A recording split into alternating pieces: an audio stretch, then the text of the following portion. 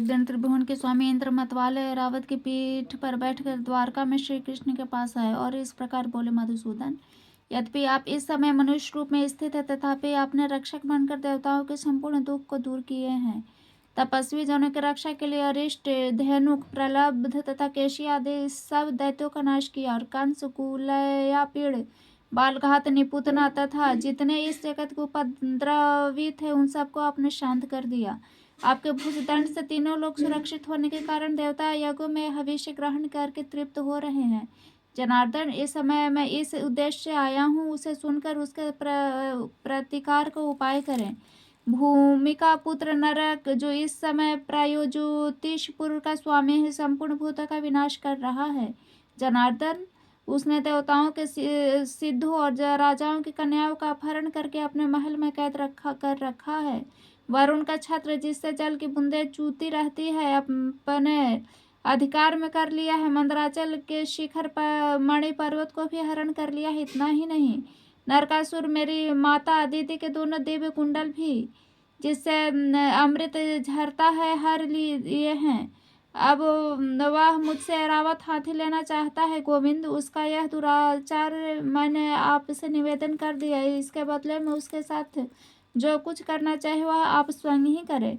यह सुनकर भगवान देवकी नंदन मुस्कुराए। इंद्र का हाथ पकड़कर अपने सिंहासन से उठे। उन्होंने गरुड़ का आवाहन किया। चिंतन करते हैं गरुड़ आ पहुंचे। भगवान सत्यभामा को बिठाकर स्वयं भी गरुड़ पर सवार हुए और प्रायोज्योतिषपुर की ओर चल दिए। इंद्र और द्वारकावासी के देखते देखते ऐरावत हाथी पर सवार हुए इंद्र और प्रसन्नचित हो देवलोक को चले गए। प्रायोज्योतिषपुर के चारों ओर सैन्यों जनों तक भयंकर पाशों का घेरा बना था। शत्रुओं की सेना को रोकने के लिए पाश लगाए गए थे। श्रीहरि ने सुदर्शन चक्र चलाकर उन सब पाशों को काट डाला। तब मूर नामक दैत्य ने खड़ा होकर भगवान का सामना किया, किंतु भगवान ने उसे मार डाला। मूर के 7,000 पुत्र थे। श्रीहरि ने चक्र की धार रूप अग्नि से उन सबको पतंगों की भांति भस्म कर दिया। मूर को मारकर उन्होंने हयग्रीव और पंचजन को भस्म कर दिया और यमलोक पठाया तथा बड़ी उतावली के साथ प्रायोज्योतिषपुर में धावा किया। नरक बहुत बड़ी सेना के साथ सामने है। उसके साथ श्री कृष्ण का घोर युद्ध हुआ। उसमें शिव गोविंद ने सहस्त्रों दैत्यों का संहार किया। भूमि पुत्र नरक अस्त्र शस्त्रों की वृष्टि कर रहा था। दैत्य मंडल का विनाश करने वाले श्रीहरि ने चक्र चलाकर उस असुर के 2 टुकड़े कर दिए। नरक के मारे जाने पर भूमि अदिति के दोनों कुंडल लेकर उपस्थित हुई और जगदीश्वर श्री कृष्ण के इस प्रकार बोली, नाथ, आपने वराह रूप धारण करके जिस समय मुझे बिठाया था, उस समय आपका स्पर्श होने पर मेरे गर्भ से यह पुत्र उत्पन्न हुआ था। अतः इसे आपने ही दिया और आपने ही मार गिराया। ये दोनों कुंडल लीजिए और नरकासुर के संतान की रक्षा कीजिए। प्रभु, मेरा अभी भार उतारने के लिए आप अंश सहित अवतार धारण करके इस लोक में आए हैं। आप ही कर्ता, विकर्ता और संहारकर्ता हैं। आप ही अविनाशी कारण हैं और आप ही जगत स्वरूप है। अच्युत, मैं आपकी क्या स्तुति कर सकती हूँ। आप परमात्मा, जीवात्मा, अविनाशी भूतात्मा है, अतः आपकी स्तुति हो ही नहीं सकती। फिर किस लिए असंभव चेष्टा की जाए। सर्वभूतात्मन, मुझ पर प्रसन्न हुए। नरकासुर को ने जो अपराध किया उसे क्षमा कीजिए। वह आपका पुत्र था, उसे दोष रहित करने के लिए ही आपने मारा है। भूत भवन भगवान श्रीहरि ने पृथ्वी का प्रार्थना सुनकर तथास्तु कहकर नरकासुर के महल में जो रत्न थे उन्होंने अपने अधिकार में कर लिया। अंतपुर में जाकर उन्होंने 16,100 कन्याएं देखी, 4 दांत वाले 6,000 हाथी और काम्बोज देश के 21 लाख घोड़े भी देखे। श्री गोविंद ने उन कन्याओं, हाथी और घोड़ों को द्वारकापुरी भेज दिया। वरुण के छत्र और मणि पर्वत पर भी दृष्टि पर उन्होंने भगवान ने पक्षीराज गरुड़ पर रख लिया। फिर सत्यभामा के साथ स्वयं भी गरुड़ पर सवार हो अदिति के कुंडल देने के लिए स्वर्गलोक को गए। वरुण के छात्र मणि पर्वत पत्नी सहित श्री कृष्ण को पीठ पर लिया गरुड़ जे मौज से चले जा रहे थे। स्वर्ग के द्वार पर पहुंचकर श्री कृष्ण ने शंख बजाए। शंख की आवाज सुनकर संपूर्ण देवता अर्धपात्र लिए भगवान की सेवा में उपस्थित हुए। उनके द्वारा पूजित हुआ भगवान श्री कृष्ण देव माता अदिति के महल में गए। वह भव्य महल श्वेत बादलों के समान धवल और पर्वत शिखर के सदृश ऊंचा था। उसमें प्रवेश करके भगवान ने अदिति को देखा, इंद्र सहित उनके चरणों में प्रणाम किया, फिर दोनों दिव्य कुंडल उन्हें अर्पित किए। नरकासुर के मारे जाने का समाचार भी कहा सुनाए। इससे जगन्माता माता अदिति को बड़ी प्रसन्नता हुई। उन्होंने भगवान में मन लगाकर जगदाधार श्री हरि का इस प्रकार स्तमन किया। अदिति बोले, भक्तों को अभय देने वाले कमल नयन परमेश्वर, आपको नमस्कार है। आप सनातन आत्मा, भूतात्मा, सर्वात्मा, भूतात्मा पावन, मन बुद्धि और इंद्रियों के प्रेरक गुण स्वरूप, आप श्वेत दीर्घ आदि संपूर्ण कल्पनाओं से रहित, जन्म आदि विकारों से पृथक तथा स्वप्न आदि तीनों अवस्थाओं से परे हैं। आपको नमस्कार है। अच्युत, संध्या, रात्रि, दिन, भूमि, आकाश, वायु, जल, अग्नि, मन, बुद्धि और अहंकार सब आप ही हैं ईश्वर। आप ब्रह्मा, विष्णु, शिव नामक अपनी मूर्ति से जगत की सृष्टि, स्थिति और संहार करने वाले हैं। आप कर्ताओं के भी अधिपति। यह चराचर जगत आपकी माया से व्याप्त है जनार्दन। अनात्म वस्तु में जो आत्मबुद्धि होती है वह आपकी माया है। उसके द्वारा अहंता और ममता का भाव उत्पन्न होता है नाथ। इस संसार में जो कुछ होता है वह आपकी माया की चेष्टा है भगवान। जो मनुष्य अपने धर्म में तत्पर हो आपकी निरंतर आराधना करते हैं, वे अपनी मुक्ति के लिए इस सारी माया को तर जाते हैं। ब्रह्मा आदि संपूर्ण देवता, मनुष्य और पशु ये सभी श्री विष्णु माया के महान भंवर में पड़े हुए मोहांधकार से आवृत हैं भगवान। जो आपकी आराधना करके भोगों को प्राप्त करना चाहते हैं वे आपकी माया द्वारा बंधे हुए हैं। मैंने भी पुत्र कामना से और शत्रु पक्ष का नाश करने के लिए आपकी आराधना की है, मोक्ष के लिए नहीं। यह आपकी माया का ही विलास है। पुण्य रहित मनुष्य यदि कल्प वृक्ष से भी कौपीन मात्र की लेने की इच्छा करे तो वह अपराध के उसके अपने पाप कर्मों का है।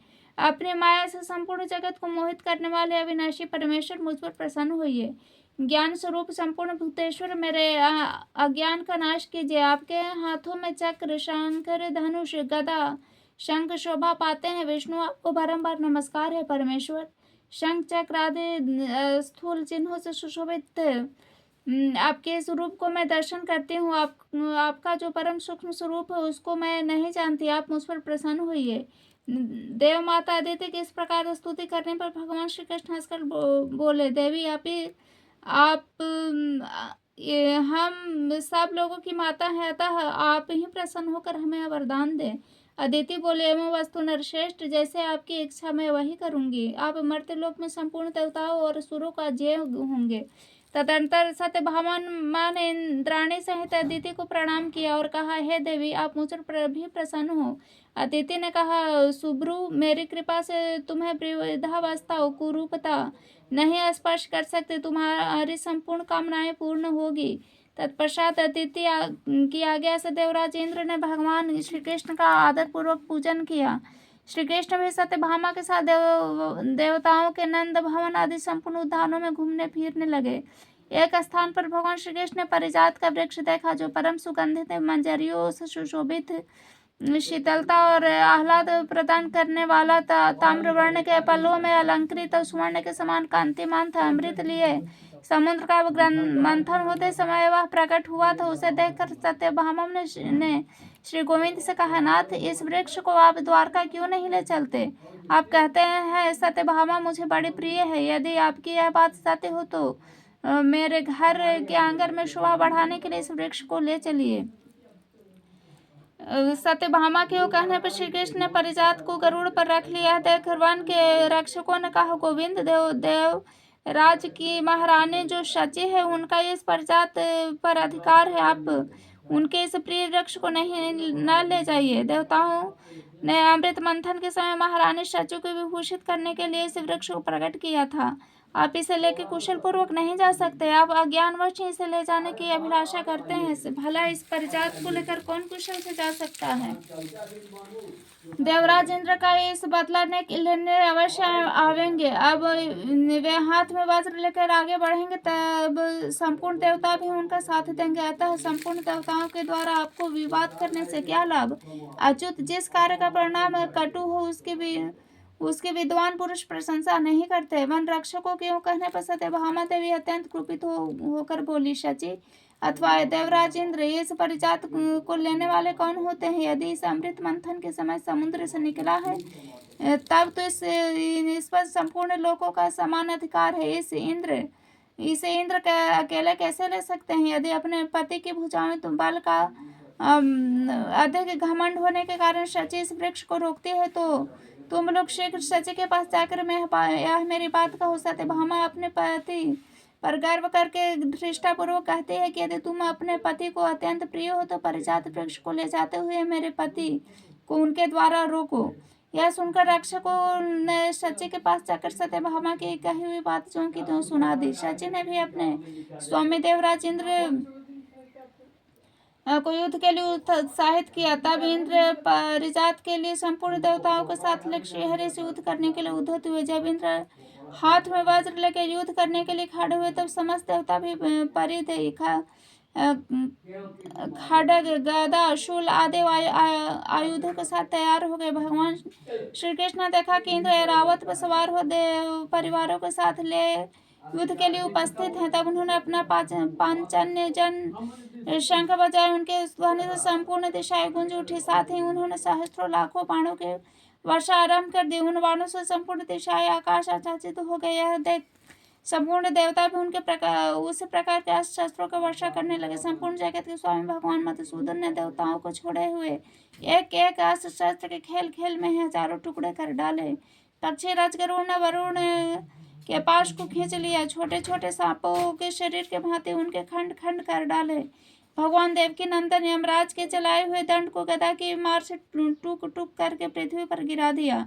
कुबेर की शिविका को चक्र से तिल तिल करके काट डाला। सूर्य और चंद्रमा उनकी दृष्टि पड़ते ही अपना तेज प्रभाव खो बैठे। अग्निदेव सैकड़ों सैकड़ों टुकड़े हो गए। आठों वसुओं ने भगवान के बाणों की चोट खाकर आठों दिशाओं की शरण ली। 11 रुद्र भी धराशायी हो गए। उनके त्रिशूलों के अग्रभाग चक्र की धार से छिन्न छिन्न हो गए। साध्य विष देश मरुद गंधर्व शंकर धनुषधारी भगवान श्री कृष्ण के बाणों से आहत हो सेमर की रूह के समान आकाश में उड़ने लगे। गरुड़ जो सदा आकाश में ही चलने वाले ठहरे, उन्होंने चोंच से पंखों से पंजों से भी देवताओं को घायल कर डाला।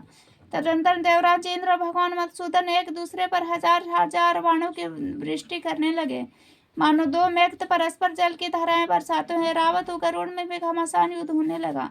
जब सब प्रकार से शस्त्र कटकर गिर गए तब इंद्र ने वज्र और श्री कृष्ण से सुदर्शन चक्र हाथ में ले लिए। इन दोनों ने वज्र और चक्र हाथ में लिए देख चराचर जीवों सहित संपूर्ण त्रिलोकी में हाहाकार मच गया। अंत इंद्र ने वज्र को चला ही दिया, किंतु भगवान श्री कृष्ण उसे हाथ में पकड़ लिए। उन्होंने अपना चक्र नहीं छोड़ा, केवल इतना ही कहा, खड़ा रह देवराज। कावराज व्रत हो गया। उन्होंने वाहन को गरुड़ ने छत विछेद कर डालाते हुए रणभूमि से भागने लगे। उस समय सत्यभामा ने कहा, त्रिलोकीनाथ, आप तो महारानी शची के पति हैं, आपका युद्ध में से भागना उचित नहीं। परिजात पुष्पों के हार से सुशोभित एवं प्रेम पूर्वक आई हुई शची को यदि आप पहले की भांति विजयी होकर नहीं देखेंगे तो आपके लिए यह देवराज का पद कैसे प्रतीत होगा। इंद्र, अब अधिक प्रयास करने की आवश्यकता नहीं। आप लज्जा का अनुभव न करें। आप यह परिजात ले जाइए जिससे देवताओं की पीड़ा दूर हो। मैं आपके घर गई थी, किंतु शची के पति के गर्व से उन्मत्त होकर मुझे आदर के साथ नहीं देखा। मैं भी स्त्री ही ठहरी और मुझे भी अपना पति पर गर्व है, तथा स्त्री होने के कारण मेरा चित्त भी अधिक गंभीर नहीं है, इसलिए मैंने आपके साथ युद्ध ठान लिया। परिजात दूसरे का धन है, इसका अपहरण करने से मुझे कोई लाभ नहीं।